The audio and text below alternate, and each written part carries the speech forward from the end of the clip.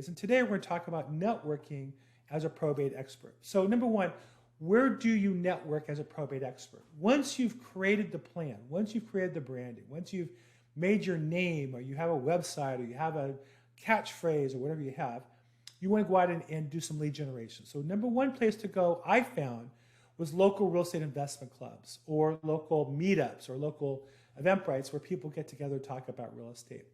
I used to go to court every Monday through Friday, and it would finish at 10:30, and then I'm in West LA, I would drive downtown, I would make like a triangle and go to the Valley for this particular meeting that was every Wednesday at 11:30. And it was so good, it was at the Sizzler. I happened to keep kosher, so I couldn't even eat there, but I had to buy lunch. That's how valuable it was. I was paying $15 to not have lunch, but to sit with 50 people a week, of which maybe 5 or 10 were brand new every week, and to network with some really good investors, some new investors, wholesalers, bird doggers. It was fantastic.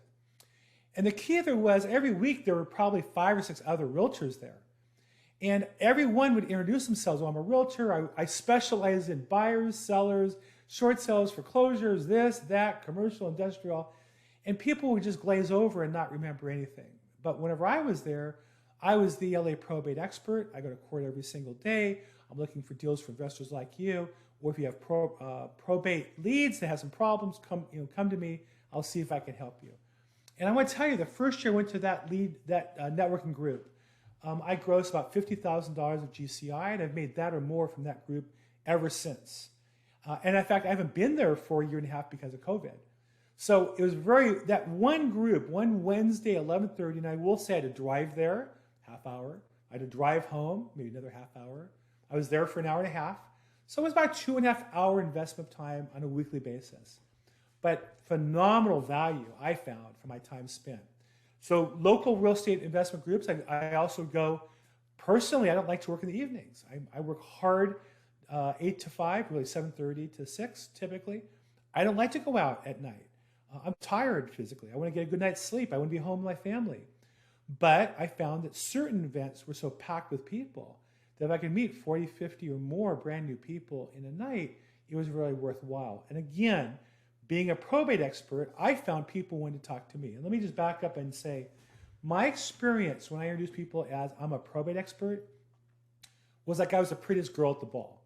That everybody wanted to talk to me because I knew probate. For some reason, everybody thinks that's an important niche for them to learn as well. So that works for me. Local real estate investment clubs has been a fantastic source. And then as a result of my expertise, I've been asked to speak at a number of them. What a great opportunity for lead generation to talk to 50 or 100 people at a time. Number 2, product-focused real estate investment clubs. So the first one is more local, right? There's real estate groups in the Valley, South Bay, Orange County, if you're in Arizona, New York, what I call geographic-based.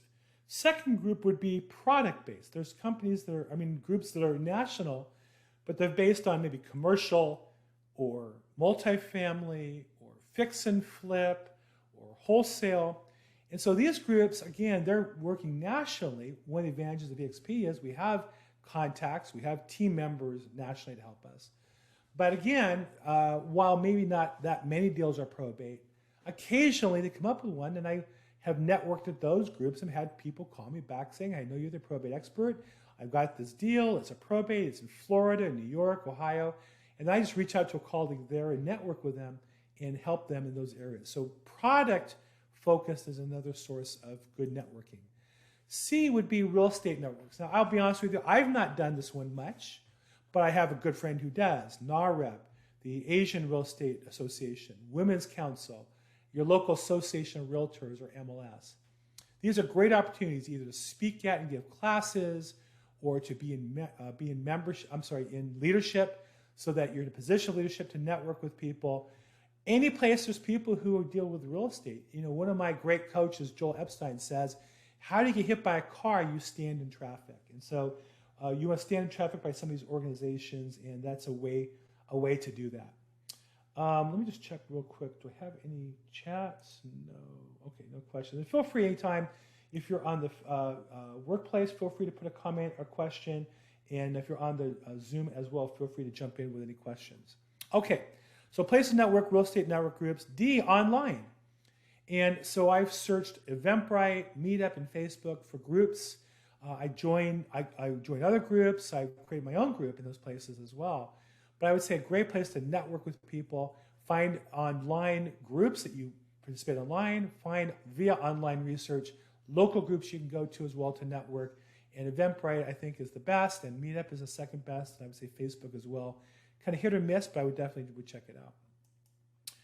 Okay, also places to network are there people who belong to groups like BNI, I think that's Business Networking International, LATIP, or other groups people go to, Rotary, Chamber of Commerce, and such.